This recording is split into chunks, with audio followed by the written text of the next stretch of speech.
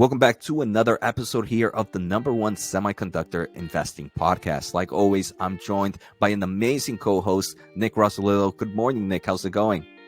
Hey, good morning, Jose. I'm good. How are you? Super excited. I can't believe we are on episode 8 already for this podcast. It's been an amazing ride. 2 months already, it seems, of doing semiconductor shows, and hopefully we have more than 2 months to go. So thank you again for joining us, and we got a lot of great topics for the viewers. So let's start off with topic number 1, Nick, and this is going to be Micron. The company just recently reported earnings. Before we go any further, Nick, are you a Micron shareholder at the moment? And maybe just a quick take of the earnings. I think you might have done a video about it or a short on your main channel. Make sure to check that out, viewers. The link is down below. But just a quick breakdown of maybe what you thought of their earnings. Yeah, unfortunately, I am a Micron shareholder. The earnings report, we did do a short on it. It was ugly, right, Jose? It was not. We expected it to be not good. The main takeaway that I'm like trying to focus on is that Micron's outlook is that by the middle of calendar year 2023, things will pick up. So that's I'm trying to keep a glass half full outlook here. Yeah, definitely, Nick. Like you mentioned, we kind of expected this to some extent. I think it was last week where we mentioned how, or 2 weeks ago, how memory is pretty much in every single product that's out there. So if there's still one heavy cyclical market in the semiconductor industry, it's going to be Micron, since their products go in everything from tablets, TVs. But if we take a closer look here, Nick, at their revenue, let's just do a quick overview for the viewers. They are kind of a quarter ahead. They just reported their first quarter of fiscal year 2023. Revenue was $4.1 billion. That's down 39% quarter over quarter and 47% year over year. Huge decline there. Like we mentioned, right, this is to be expected because the memory is in everything. We saw their DRAM revenue was down 41%. Main reason, lower bit shipments. So they're trying to control inventory one way or another. One way they're trying to control it is by by producing less and shipping less products until that inventory correction happens. Unfortunately, it's still pretty high, as their average selling prices for DRAM declined 20% quarter over quarter. I can't imagine what those yearly numbers are. Their NAND numbers also declined 20% quarter over quarter. Before I take a closer look at their outlook, Nick, anything you want to mention here? Before we go any further, make sure to hit the thumbs up, as it does help us grow our overall audience. Also, don't forget to hit the subscribe button, and let's take a quick listen to today's sponsor. I do want to thank The Motley Fool for sponsoring this video, and make sure to check out fool.com/Jose to get the top 10 stocks to buy right now. Also, if you want to learn more about Nick, make sure to check out his YouTube channel. The link is down below. Yeah, so that revenue number, I think that's what was disappointing. I think we were expecting closer to like 4.2, 4.3 billion for revenue. So this downturn is worse than expected. This is a particularly bad one too. I mean, every few years, Micron tends to have a downturn. The memory chip industry in general has a downturn, but this one is particularly nasty because so many consumers were buying PCs, they were buying new smartphones early in the pandemic, and now suddenly everyone has the new device plus inflation, so everyone stopped buying stuff, and so there's just too much inventory out there, and thus the lower revenue. Micron suddenly has to stop selling stuff because their manufacturing partners say we have plenty of memory in inventory already. So I think that's kind of the main takeaway I got from their earnings presentation here, with the big quarter over quarter declines. Thank you for that, Nick. Next, we're going to take a closer look at their actions and outlook, right? Because to some extent, Micron is also a manufacturing company, right? They manufacture their chips, and the lower production they have on their lines, it kind of dramatically affects margin. All right, because if you're kind of running a huge manufacturing line, it doesn't really matter too much if you're running 50% production line or 100% production line. The kind of cost is pretty much almost the same. So obviously, if you're running at 50% production opposed to 100, which maybe they were running before, kind of the numbers and their margins are taking quite a hit. So they have to find ways to kind of reduce some of the expenses. And they gave us 4 action items, Nick. First, number 1 is reducing CapEx. They expect for 2023, they're going to reduce their wafer fabrication equipment by more than 50% compared to fiscal year of 2022. A lot numbers there. Obviously, this is more on the memory equipment side. So sometimes companies like ASML don't get hit too much because they depend more on the logic side. The second thing they mentioned is they're going to start the reduction in wafer starts to pretty much just reduce the amount of inventory they are building up. They are just going to be reducing cost. I know they're going to be lowering the pace of certain top executives. And unfortunately, they're also talking about layoffs to some extent. And another one that I thought was interesting, Nick, and I see this a lot in the tech market, when the consumer market is, or when an overall business is kind of going slow, they kind of slow the process of techno transitions. So they're kind of slowing down innovation to some extent. Do you think this is kind of like a bearish case where maybe one of its competitors might be like, hey, while you're slowing down on process tech node, this is when we have to take advantage? Or do you think they kind of follow suit because they're most likely in the same type of market that we're seeing right now, where they also have to reduce some of their capital and just the overall expenses that they're seeing? Yeah, that is definitely the risk. This is kind of what happens in the tech world when you constantly have to innovate, right, Jose? And if you ever fall behind in your tech innovation, I think you're absolutely right. This is when a competitor, maybe slightly better positioned than you, can swoop in and take market share from you, or maybe just lap you technologically, and during the next upcycle, lap you then. So I think that is a concern. I think the good news is memory is a commoditized product. It's super basic, right?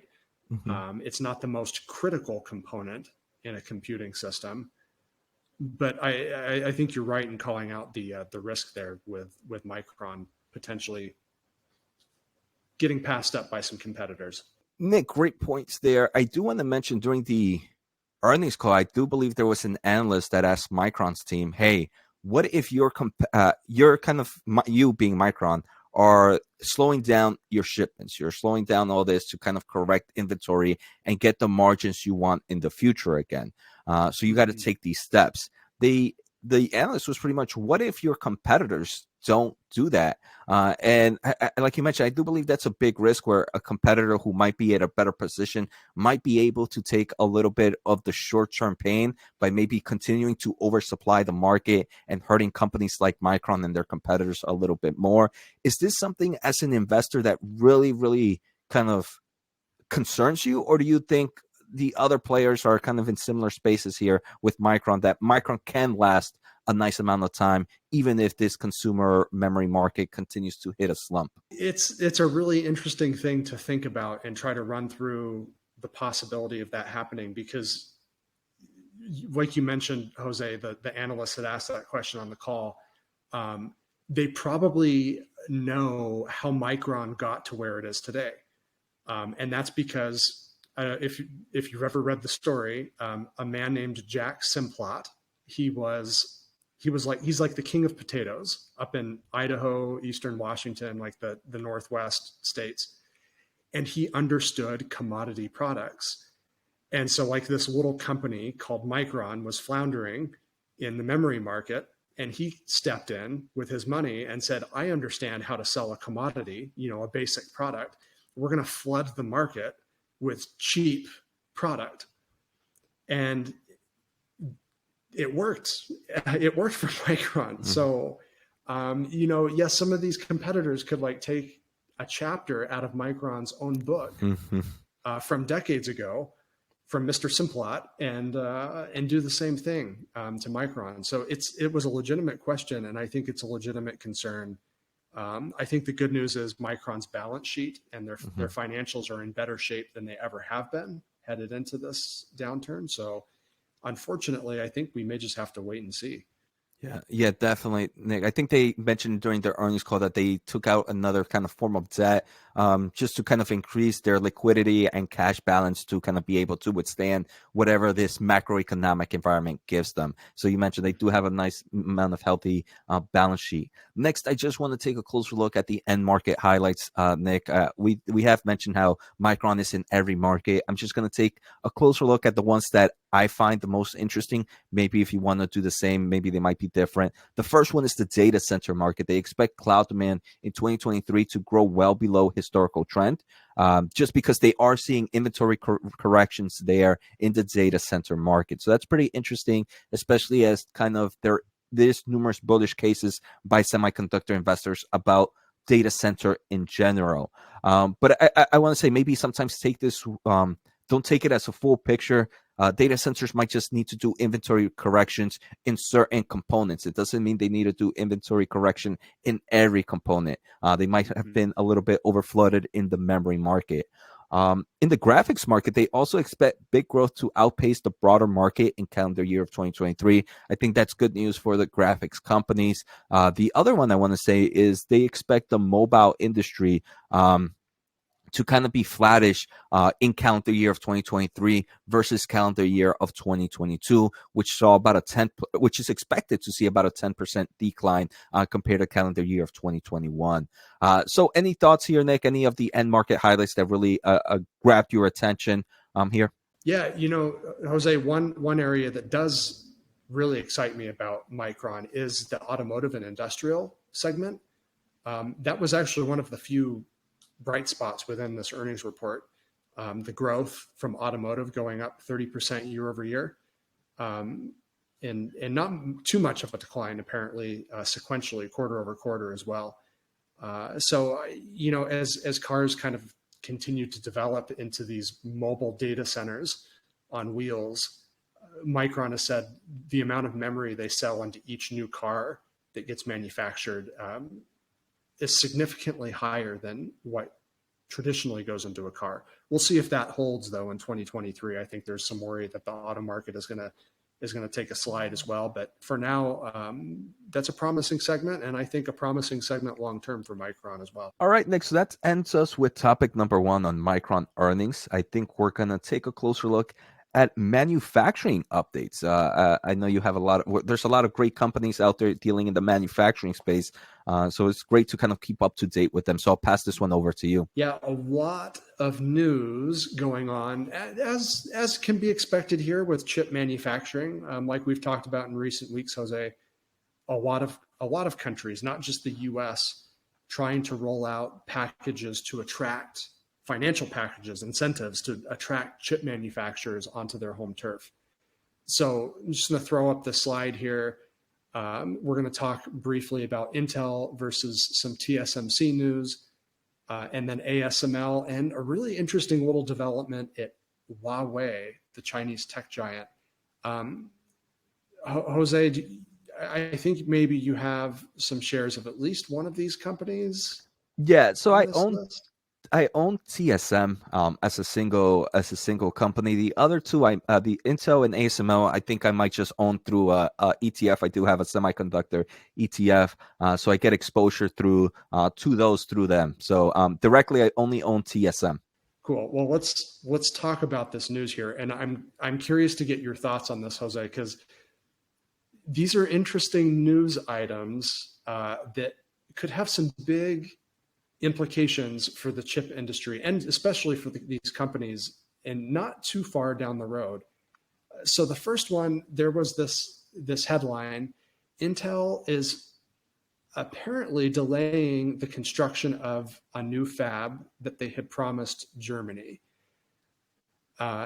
Interesting little tidbit here. So we probably all know about Intel's big plans here in the United States. CEO Pat Gelsinger has been, he kind of helped spearhead the U.S. CHIPS Act. He did a lot of work to get that package put together and then passed by Congress. But maybe things are not going so well in Germany. So apparently Germany had also said they would kick in some money for building this fab in the country. Total construction cost was going to be roughly 17, 18 billion US when it was announced earlier this year. But because of various factors that we probably don't need to dwell on too much, war in Europe, energy costs and whatnot, the expectation is now it's going to be $20 billion. Oh, wow. So Intel is now saying we're pausing development. We want more money. That's the report. They want more money from Germany to break ground on this fab. Is this a bad look for Intel, Jose, or is this just them being prudent because they don't have enough cash? You know, $2 billion isn't chump change. Before we go any further, make sure to hit the thumbs up as it does help us grow our overall audience. Also, don't forget to hit the subscribe button, and let's take a quick listen to today's sponsor. I do want to thank The Motley Fool for sponsoring this video, and make sure to check out fool.com/Jose to get the top 10 stocks to buy right now. Also, if you want to learn more about Nick, make sure to check out his YouTube channel. The link is down below. Yeah, Nick, I think this is Intel being Intel. I know for some time there was even talks that they might delay one of their plants here in the United States. I forget which one it was, but it was before the CHIPS Act passed. And I do believe this is just Intel trying to kind of hard hand to get more money. It kind of worked here in the United States. I know they mentioned if it didn't pass, they were gonna delay some of the plants that they had planned. I don't think it was the main reason why it passed here in the United States, but I do believe it was a little bit of a pushing force. I don't know how much force it was. I think now they're trying to do the same thing in Germany, see if, hey, they can get a little bit more money out of this. But like you mentioned, right, an extra $3-4 billion is not chump change, especially for we're going to see later on. Intel's definitely kind of burning that cash flow a nice amount right now. Right. I tend to agree with you on this one, Jose. At first glance, when I saw the headline, I was like, "Oh, that's not a good look, Intel."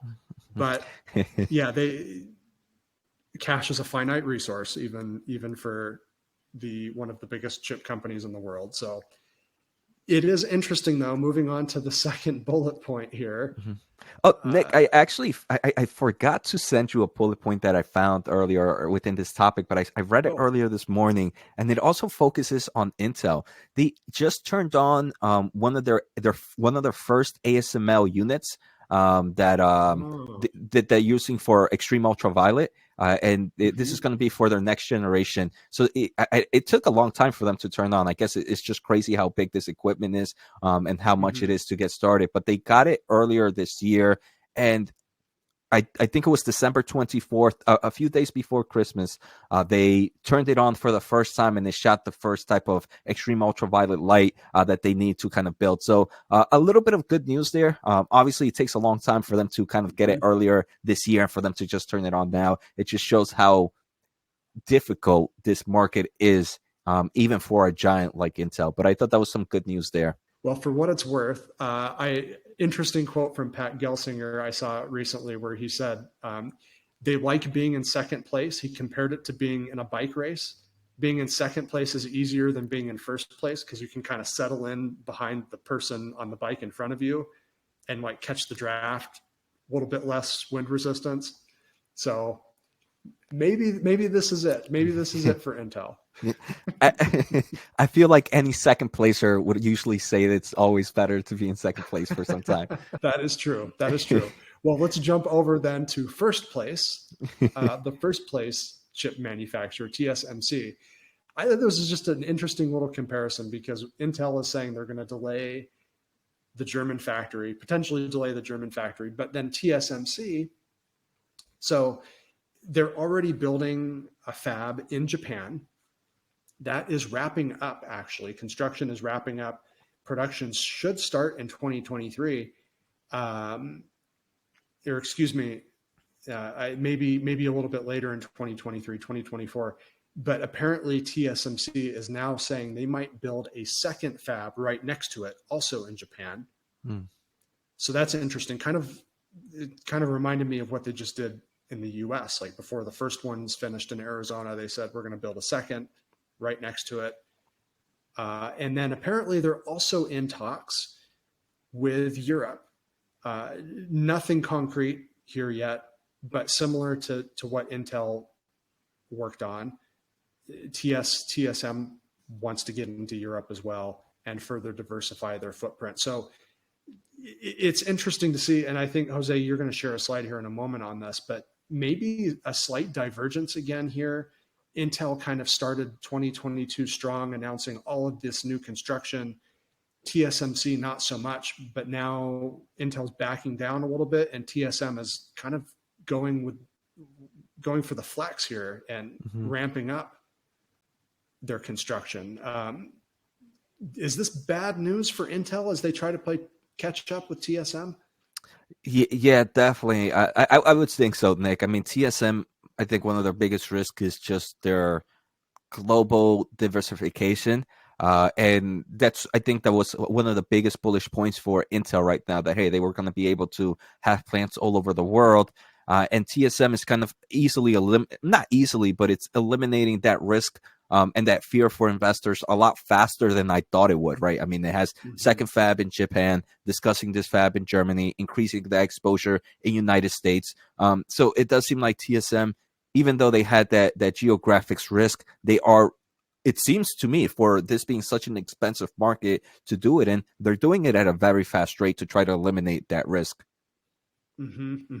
I agree. And you shared that article last week too, that apparently TSM stole the Tesla contract from Samsung, and they're going to produce those auto chips for Tesla in one of those new fabs in Arizona. So this is impressive. This actually makes me maybe want to rethink TSM stock here. Interesting developments. So the next two bullet points are related. So the first is ASML's CEO, Peter Wennink, recently was interviewed by a Dutch media outlet. ASML is based in the Netherlands, so this was an interview in Dutch. But apparently, the U.S. basically has already told ASML you can't export EUV equipment to China. ASML complied. But apparently the US also wants to get ASML to restrict their DUV, deep ultraviolet equipment, to China as well. That's the previous generation of equipment. Still pretty advanced chips, but not the most advanced chips that EUV can handle. And in this interview, ASML CEO basically said, we've already given up enough here, and sort of drew a line in the sand. And said, we're not giving up that China business as well. We've given enough. I mentioned that point mainly for the sake of point two. So China has currently no EUV equipment, right? They've been shut out in large part because of US restrictions on exports. But apparently Huawei, the Chinese tech giant, just filed for a patent for EUV equipment in China. So suddenly it looks like, well, ASML is locked out of mainland China, but here comes Huawei with their own version of it. What do you think, Jose? Is this? We all kind of thought like ASML was safe with EUV technology possibly for forever, and suddenly someone has a patent pending. I want to hear your thoughts on this. Is this a bad thing, or is ASML in trouble? Before we go any further, make sure to hit the thumbs up, as it does help us grow our overall audience. Also, don't forget to hit the subscribe button, and let's take a quick listen to today's sponsor. I do want to thank The Motley Fool for sponsoring this video, and make sure to check out fool.com/Jose to get the top 10 stocks to buy right now. Also, if you want to learn more about Nick, make sure to check out his YouTube channel. The link is down below. I think for such a heavy technology like these machines, Nick, a patent isn't enough to, let's say I'm not an ASML direct investor. So, but if I was, it wouldn't bring too much fear to me, because just if you have a patent, it gives you it shows you how maybe you want to build that machine, but then the actual process of building is a whole art within itself.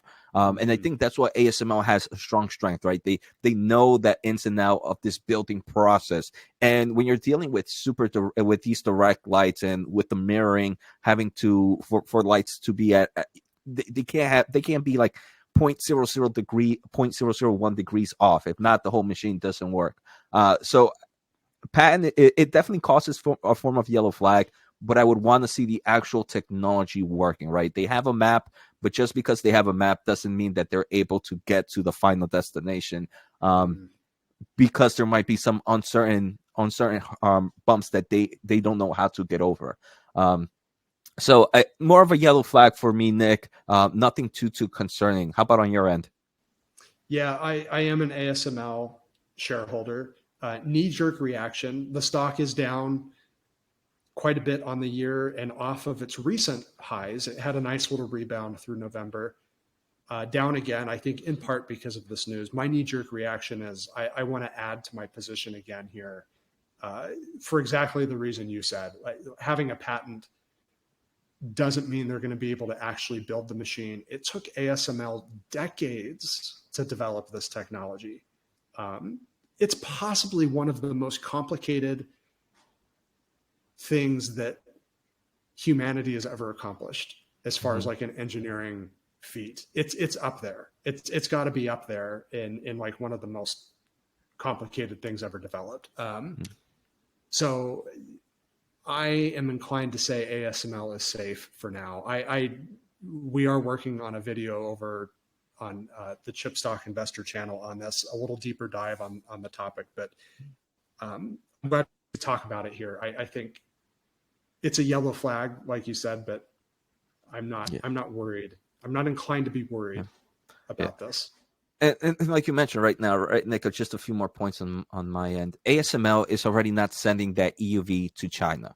So I feel like if this is true and they do create their machine, I think their main customers would just be the Chinese market. Because if I was a semiconductor manufacturing company and I'm spending millions and hundreds of millions on this machine, I'm not going to go with someone who just made it for the first time. I'm going to go with someone who has done this and knows, right, not just the building state, the installation process, the kind of management and maintenance of it.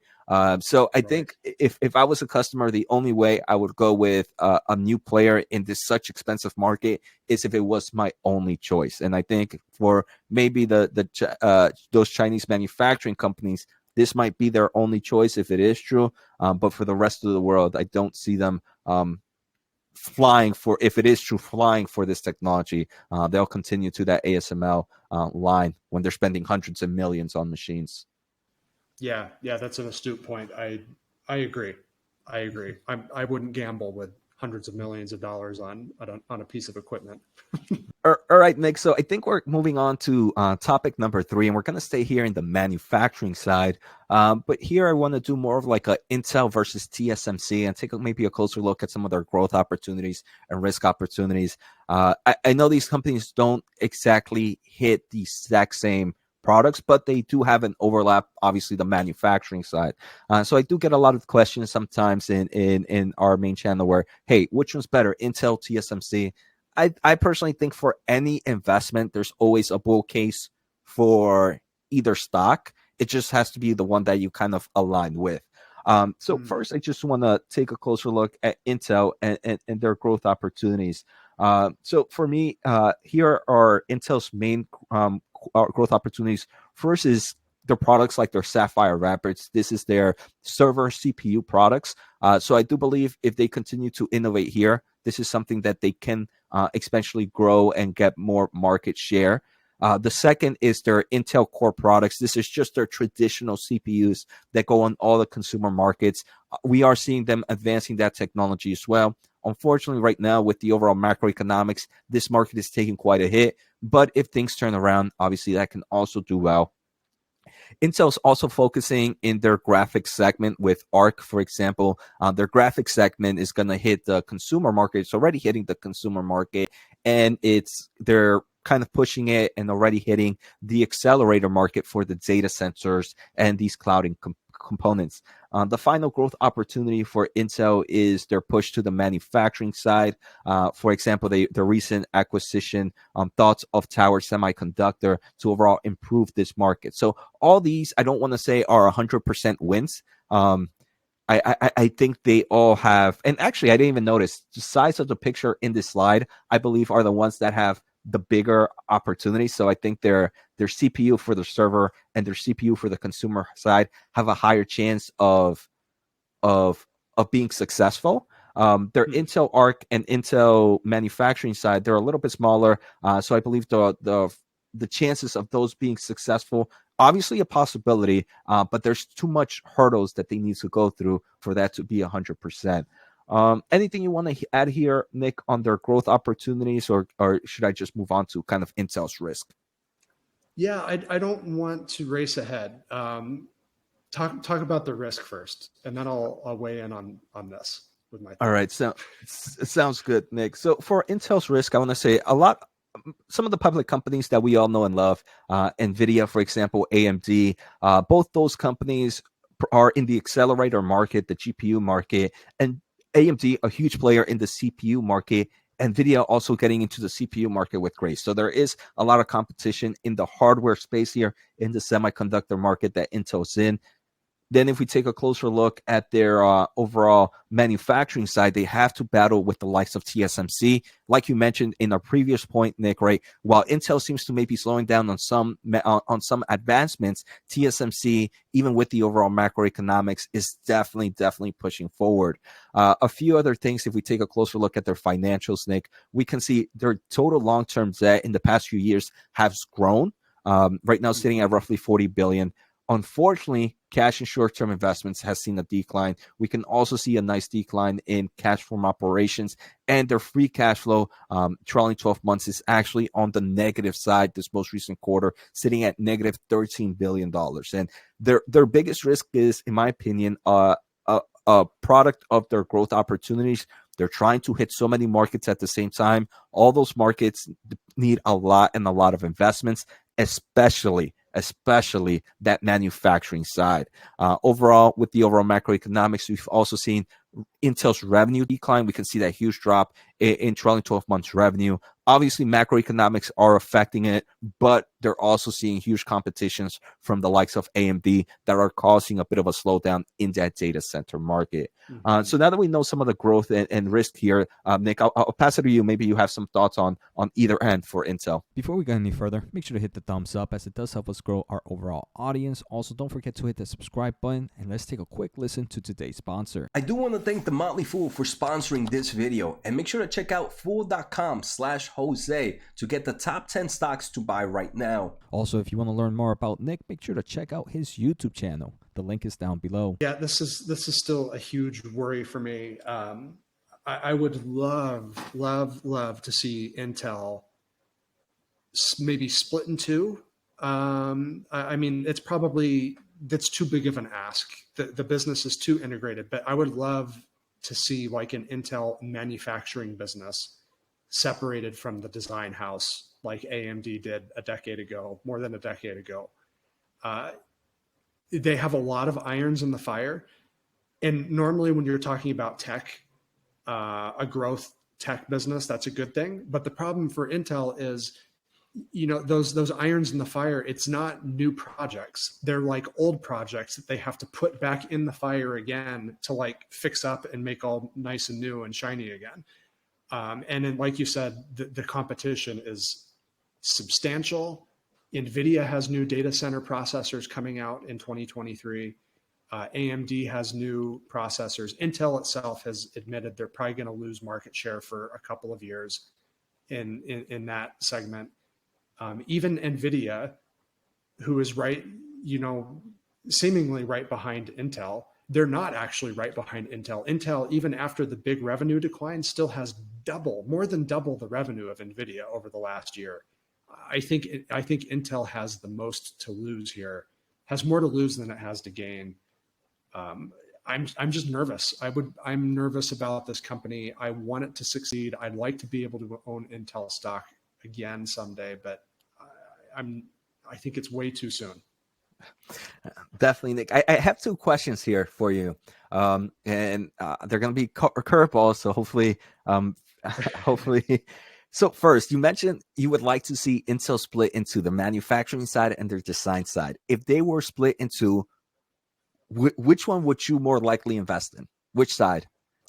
The design side, the engineering. It's a lightweight business. It's not very capital intensive. Like you don't have to go shopping for all that equipment, constantly, upgrade and build new equipment and fabs. Design houses, fabless design houses are asset light, highly profitable. And as Nvidia and even Broadcom has been demonstrating in recent years, they have a ton of optionality if they decide to make a push into software. I know that's a controversial point that we hit last week, Jose, but I still overall, as a shareholder, I like that business model. I agree with you, Nick. I think I would choose the same. Another question here. I think right now Intel is still very close to market cap to some of these semiconductor giants, especially AMD. Is this worrisome as an invest? And we see, like you mentioned, I know revenue for Intel is a lot bigger than Nvidia, a lot bigger than AMD.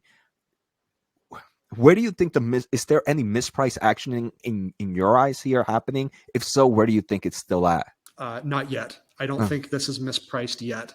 Intel has a tremendous amount, it has tremendous work ahead of it, and it needs to reprove itself to the market. This stock is in my cheap for a reason bucket. I would compare it. This is also controversial. I've been vilified for this and raked over the coals for this before, but I compare Intel today where IBM was at, like over the last decade before they kind of split late in 2021, and kind of made that transformation. They parted ways with an old line of business that was holding them back. I think Intel doesn't necessarily have to do that, but they have a lot to prove, and it's cheap for a reason. So that's just me. I don't know. Have you, if I remember correctly, Jose, I don't think you own Intel, but maybe I'm wrong. No, I do not own Intel, Nick. And like you mentioned, I think right now, I don't know if I don't consider it deadweight, that push to the manufacturing side.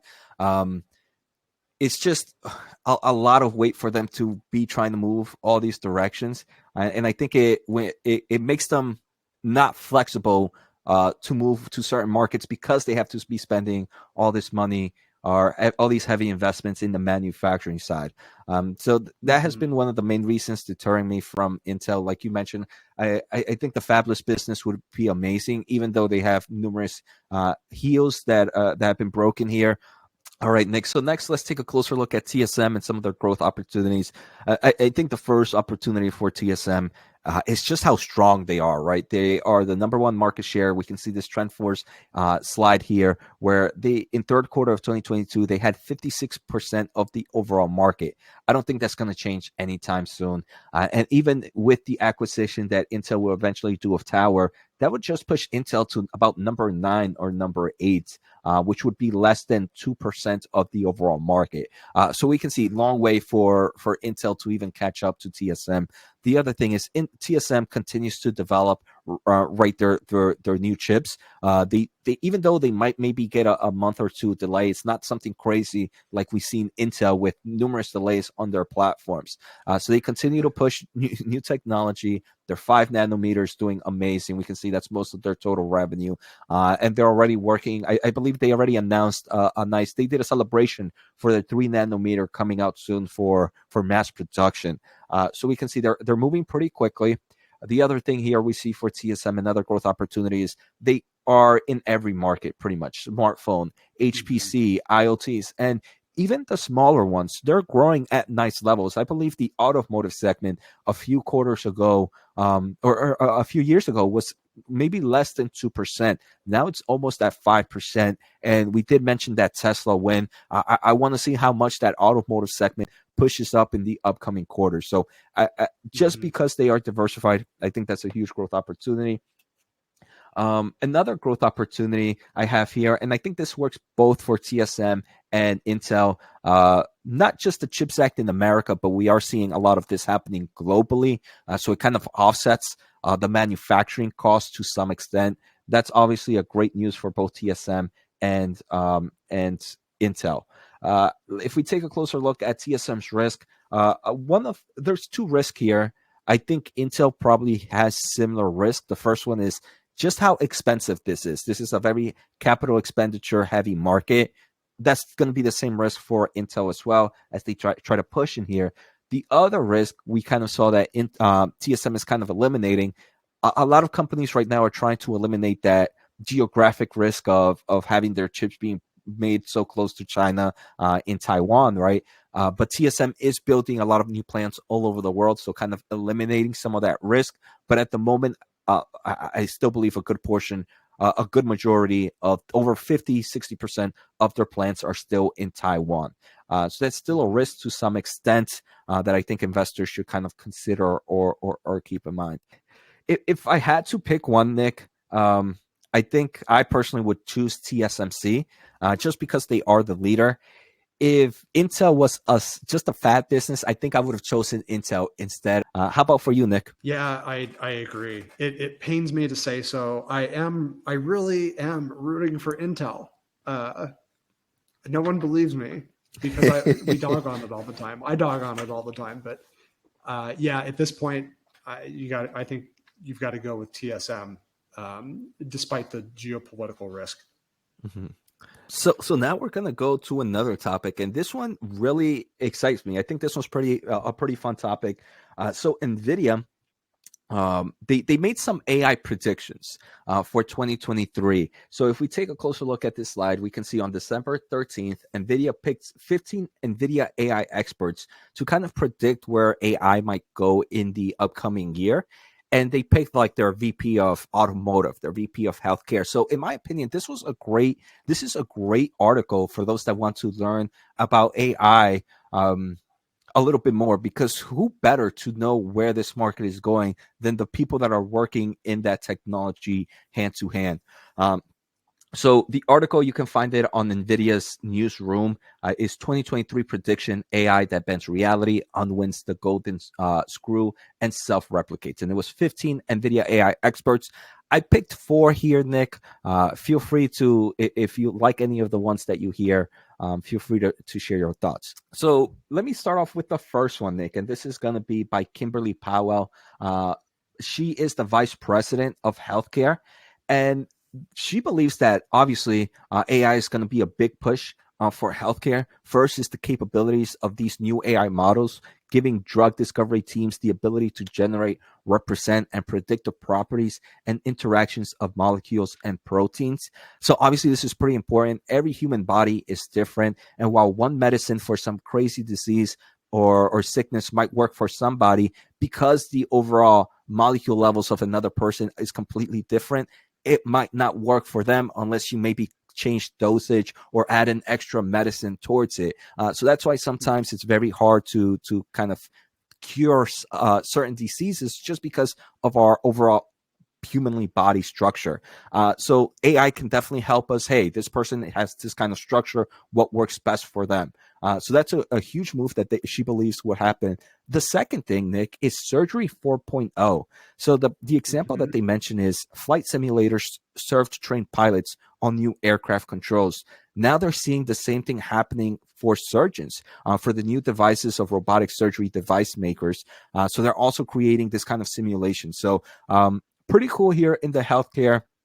Anything you want to share before I jump on to the next one, Nick? Yeah, no, the surgery 4.0 is super cool. I love my intuitive surgical stock, and I see lots of growth for that company and for lots of other robotic surgery companies, thanks to companies like Nvidia. It's cool stuff. Before we go any further, make sure to hit the thumbs up as it does help us grow our overall audience. Also, don't forget to hit the subscribe button, and let's take a quick listen to today's sponsor. I do want to thank The Motley Fool for sponsoring this video, and make sure to check out fool.com/Jose to get the top 10 stocks to buy right now. Also, if you want to learn more about Nick, make sure to check out his YouTube channel. The link is down below. For number 2, Nick, is Danny Shapiro. He is the vice president of the automotive market, and he thinks that AI is going to help overall the autonomous vehicle market, because right now, right, to kind of collect this data happening in the road, you need to have cars in the road. But unfortunately, there is a bit of a issue there. there's not every encounter is possible in the road, right? Let's say a random scenario here. A freaking asteroid comes and hits the road while you're in a self-driving car. If that car has never seen that scenario, they probably won't know what to do. But with AI, they will be able to kind of create that, right, Nick? So even though it's crazy, it's most likely going to happen somewhere at some time. And it's going to be in crazy scenarios like that. So obviously that's going to help the overall world, metaverse autonomous vehicles.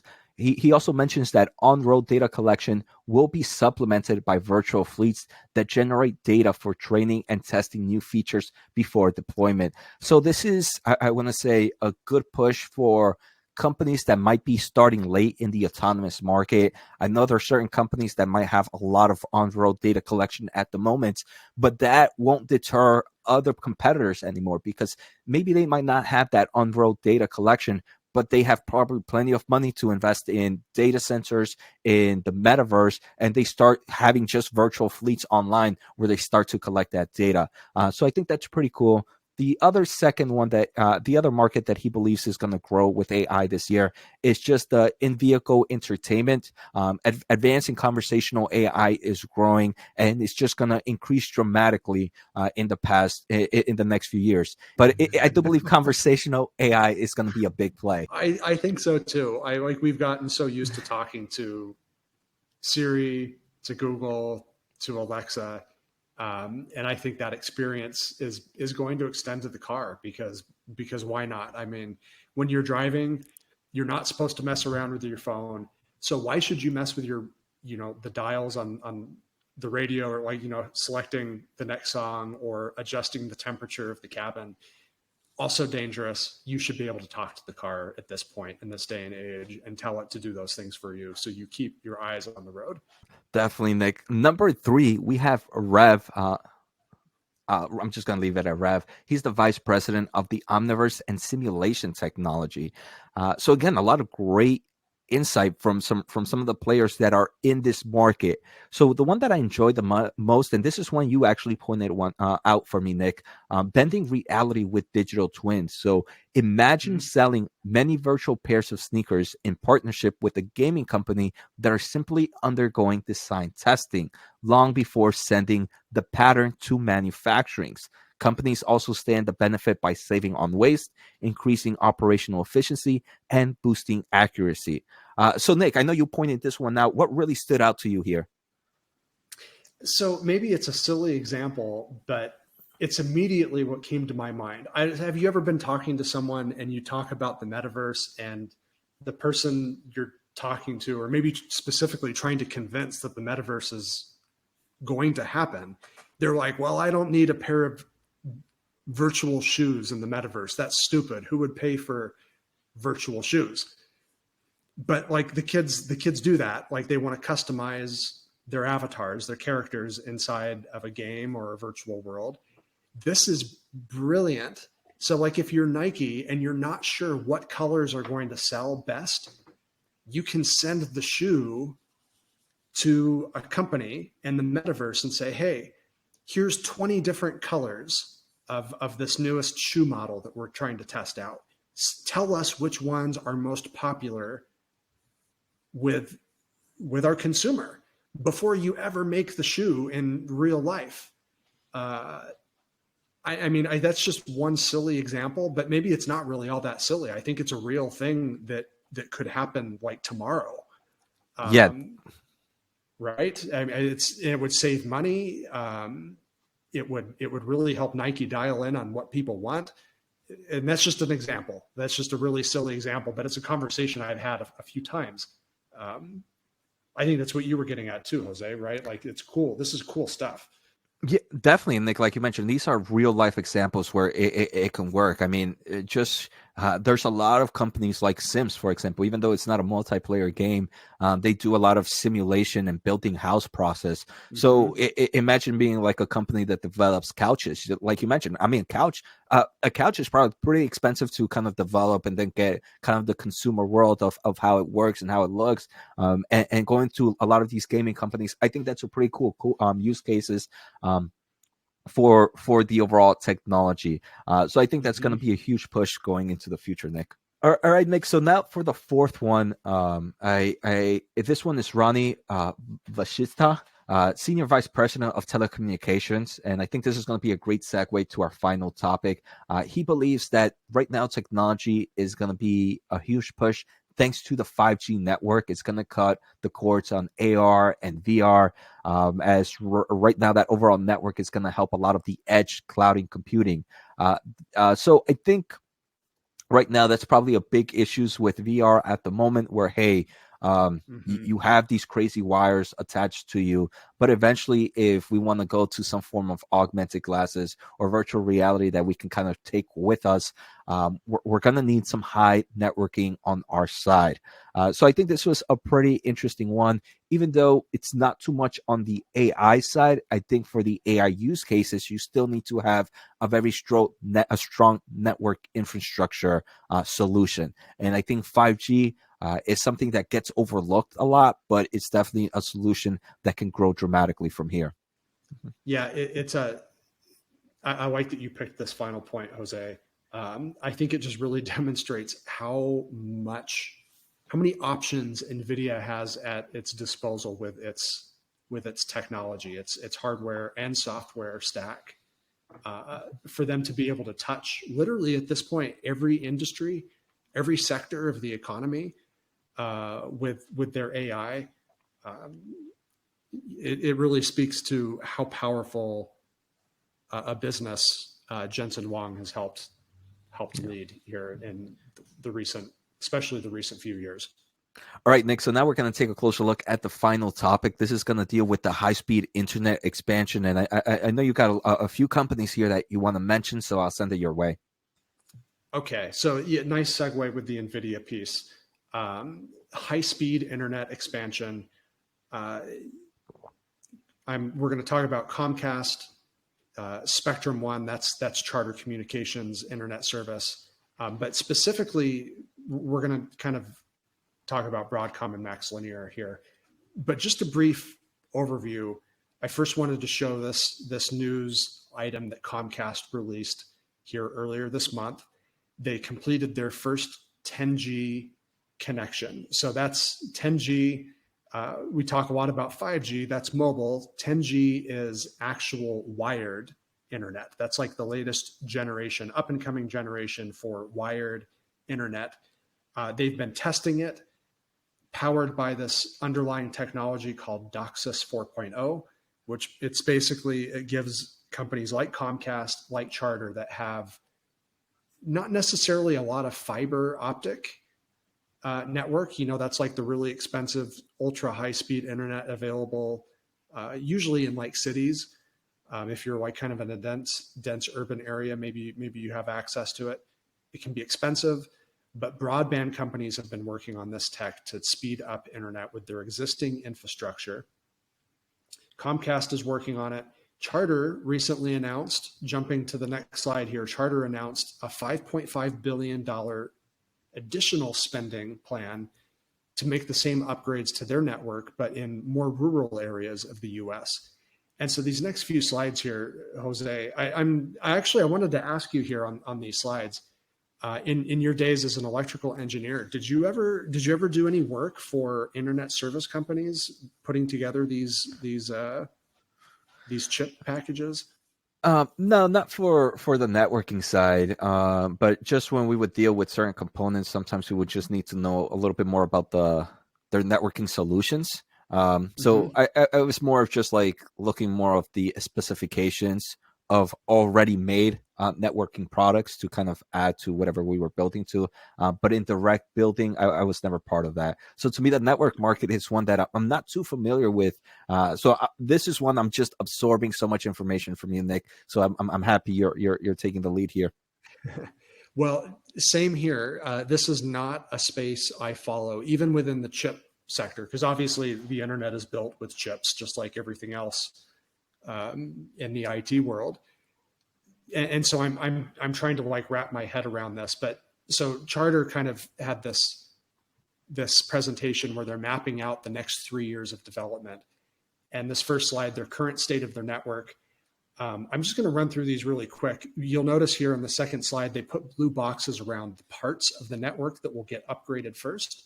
So you'll notice they kind of go from like some analog parts to digital in the first stage. Also, some upgrades to the amps that kind of boost the signal that finally goes to the home to speed up the internet.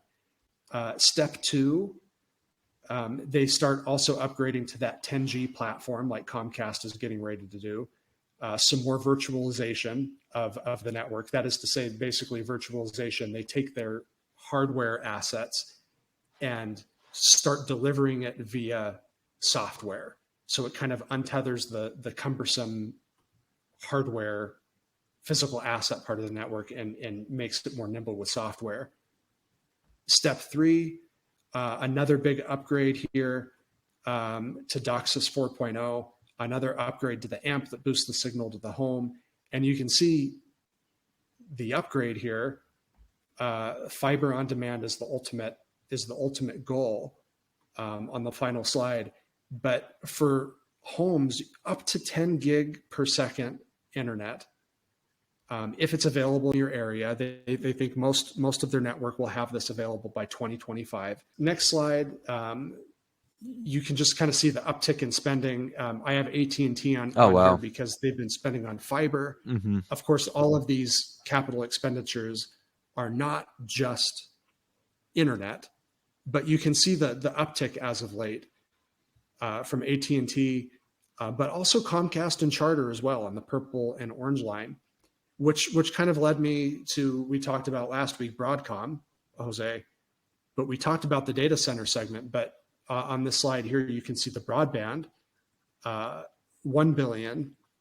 So it's not a huge segment for Broadcom, but it's significant. And it's interesting. They actually said that for their first quarter of 2023, the growth rate, year-over-year growth rate, was going to accelerate to about 30% year-over-year. So that kind of got my curiosity piqued, because what's kind of a smaller segment for Broadcom, I think, could become a much bigger piece of the pie here. It made me think this could be an emerging growth segment for some of these chip companies, right? Yeah, definitely, Nick, and especially I think with the steps you showed earlier, you can see that it's not just a one-step product. It's not like they just have to change one component and they're up to date with the new kind of technology. It's a 3-step progress, and then after that 3-step progress is done, if they want to keep updating, there's certain things that they need to change. So it's not like it's going to be a rush to Broadcom in just a few quarters. It looks like this is something that can help. That can last numerous years if this is how just the overall networking infrastructure improvement solutions go, right? It takes steps. So like you mentioned, a great emerging or growth market for Broadcom. Right now, $1 billion that we're looking at this most recent quarter makes it one of its smallest. It's second smallest, I believe, only coming ahead of industrial. And this year over year grew 20% in quarter 4, and like you mentioned, expect 30% in the upcoming quarter 1.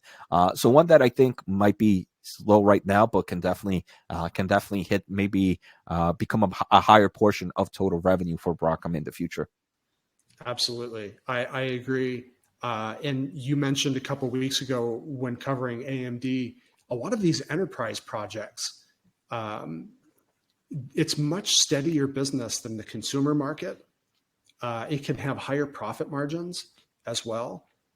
So not a bad thing here. Not a bad thing at all for Broadcom to get into. And of course, the infrastructure software, again, not a huge segment for Broadcom, and it's not a growth business, but it is sticky. And internet service providers, that's who's using that infrastructure software. You know, they install the equipment and then they need the software to help manage the internet network, the service. So Broadcom has some interesting things going on here, I think. One last slide. Jose, have you ever heard of Max Linear? ticker symbol MXL. Before we go any further, make sure to hit the thumbs up as it does help us grow our overall audience. Also, don't forget to hit the subscribe button, and let's take a quick listen to today's sponsor. I do want to thank The Motley Fool for sponsoring this video, and make sure to check out fool.com/Jose to get the top 10 stocks to buy right now. Also, if you want to learn more about Nick, make sure to check out his YouTube channel. The link is down below. I've seen their picture. I've definitely seen their logo and their name. I don't know where, if I've seen it through the right here doing stock investing stuff, or if it's been back in my engineering heyday. But I've definitely heard of them. Not too familiar though. Okay, it's me neither. When I started doing some digging on this, I actually did recall Broadcom sold their part of their internet service business, a small piece of it, to MaxLinear. I think it was back in 2016. Broadcom does that quite often, where if they're done with a certain type of chip, they just sell it and get like one last little profit boost off of it. But MaxLinear they also have a portfolio of chips that address this DOCSIS 4.0 technology, Wi-Fi 6E, Wi-Fi 7 for when that internet service gets upgraded on the back end. Then you, the consumer, need the new modem to go with it. It's interesting. MaxLinear and Broadcom have had some dust ups with each other before. MaxLinear kind of said that they thought a couple of years ago Broadcom was unfair, anti-competitive practices. Broadcom did get hit with a judgment against them a couple of years back about not securing deals with the internet service providers and requiring that the internet service provider only work with Broadcom. Oh, wow. The interesting little chart here, though, MaxLinear's revenue heating up the last couple of years, profitable. This stock was interesting to me. We probably need to do a further discussion on it, though, before I'd be comfortable buying, because they are making a big acquisition, in process of making a very big acquisition of a company that's actually larger than them. Oh, wow. At the moment by market cap, a company called Silicon Motion. Mm-hmm. So more digging required for me, but my curiosity was piqued when going through these news headlines, Jose. I don't know. Is this a realm of the chip industry that interests you? I mean, in form of curiosity, not much. I feel like it's a boring side, so it doesn't grab my curiosity. In forms of investing, that's a whole different story, right, Nick? Because I mean, looking at Broadcom, I know we talked about it last week, I believe, but every time I look at that revenue and that free cash flow, it's insane. $33 billion in revenue trailing 12 months, and $16 billion in free cash flow. Not even cash flow from operations, free cash flow. I don't know many hardware companies that have seen that, or chip companies. Obviously, Broadcom also hits some software solutions, but still, I think it's insane. The only thing is, now that I remember why, it's that VMware acquisition and how that might affect this company in the long term of things. But I think the networking side, the more I learn about data centers, Nick, the more I think it's important for us to become more familiarized with this space. Because in the data center world, or even just in telecommunication, it's not just the cool chips that make money. It's also some of these non-cool chips that don't pique my attention, but have great margins overall. Yeah, agreed 100%. Oftentimes, I think, like you said, those boring chips get very little love or attention. They almost belong maybe in like the industrial sector, not the technology sector. Like they're old. There's nothing really techie about them anymore. They've been around for many years, but the profit margins can be huge. Texas Instruments has taught us that over the years. But Texas Instruments isn't the only company that's been able to pull this off. So I agree with you 100%. I think from an investing perspective, this is important stuff that we should pay a lot more attention to collectively, especially as an investor community. Definitely, Nick. So thank you for bringing that one up to us. We'll probably either one of us will do it, and maybe in your channel you might hit up MaxLinear, and if you do, make sure to let the viewers here know. But I think that's the end for this episode. We had some great 5 topics. I think we hit a lot of great things. We hit manufacturing, artificial intelligence, memory, networking. So Nick, thank you again for joining me. To all the viewers, thank you for staying tuned and watching the episode. We enjoy all the great comments that you guys give us, and hopefully you guys are enjoying this podcast. So take care, have a good day, and see you next time.